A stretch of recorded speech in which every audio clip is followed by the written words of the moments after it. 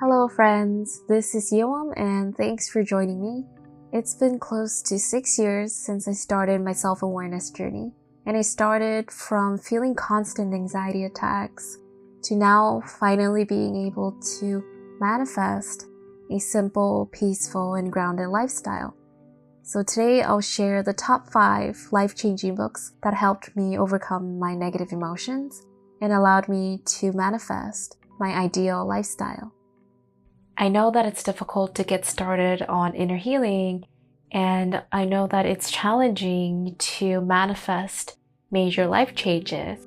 And I feel like the common blocks that I have faced in my own journey include not knowing the proper resources to get started can be challenging, and also feeling a little bit skeptical at first about certain teachings, and also feeling resistant about asking for help and asking for support, and lastly, not being able to put the teachings into everyday practice as well. And I know that we are all on different levels of comfort, so feel free to choose what you are comfortable reading and what you are comfortable actually putting into your own practice. For beginners, I recommend The Miracle of Mindfulness by Thich Nhat Hanh, and I also recommend The Places That Scare You by Pema Chodron. And for mid-level, I recommend The Dark Side of the Light Chasers by Debbie Ford, and also The Astonishing Power of Emotions by The Teachings of Abraham and written by Jerry and Esther Hick. And for those ready to dive even deeper into advanced tools, I recommend A Course in Miracles by Helen Schucman, and also Transcending Levels of Consciousness by David R. Hawkins. And my intention in compiling my own reading list is to simply share what works for me in my own unique situation. So feel free to choose your own belief system, your own mindset, your own path, and the right resources for you in this present moment, because all are accepted and supported. So the one book that I recommend over and over that really allowed me to walk the path of mindfulness is The Miracle of Mindfulness by my teacher Thich Nhat Hanh. And this book is for anyone who wants to benefit from his teachings. You don't have to be religious or spiritual. So The Miracle of Mindfulness motivated me to actually implement his teachings in my everyday life, like the practice of meditation, the practice of prayers, and also reciting the 5 contemplation before lunch. And also in the big picture, it allowed me to let go of my material obsession as a minimalist, and it allowed me to invite more forgiveness whenever I felt anxious or whenever I felt like my HSP traits were getting in the way of my happiness. So his core teachings are focused on inviting the breath and staying in the present moment at all times, including times when I'm stressed, when I'm busy, and when I'm overwhelmed or full of anger even. So it's all about compassion. It's all about having loving kindness and forgiveness and gratitude for myself, for this present moment, and for all other living beings. And also be sure to share with us where you were before and how much you have changed throughout the years. Any books that sparked your transformation, any teachers currently motivating you, inspiring you perhaps. So feel free to let us know in the comments below. I feel that Pema Chodron's book and Thich Nhat Hanh's book go hand in hand, and they both talk about transforming suffering through mindfulness. And her teachings are all about allowing the darkness, the negative emotions, and inner pain to be the guide towards greater wisdom. And I know that when we face our shadows, like our feelings of anxiety or feelings of guilt, or any other common blocks like fear and anger, we often feel the urge to remove these feelings. But from this book, I learned that there is no way out of anxiety. There's no way out of my darkness.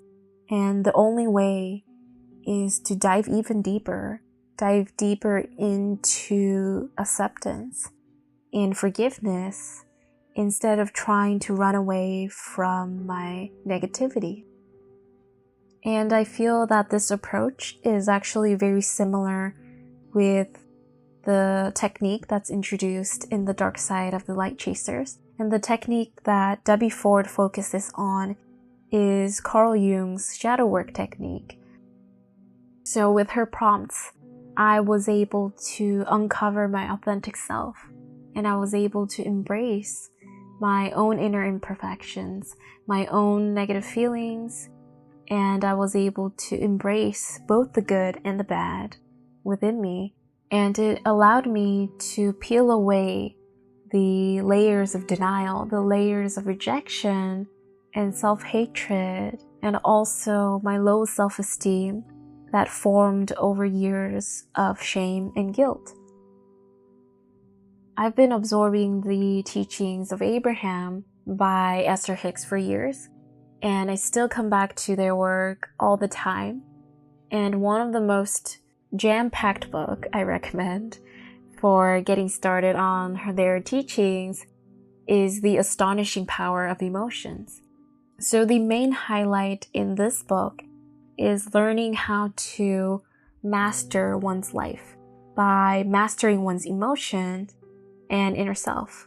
And with this book, I was able to have a better understanding of my own feelings so that I can be more intentional and conscious whenever I felt strong emotions.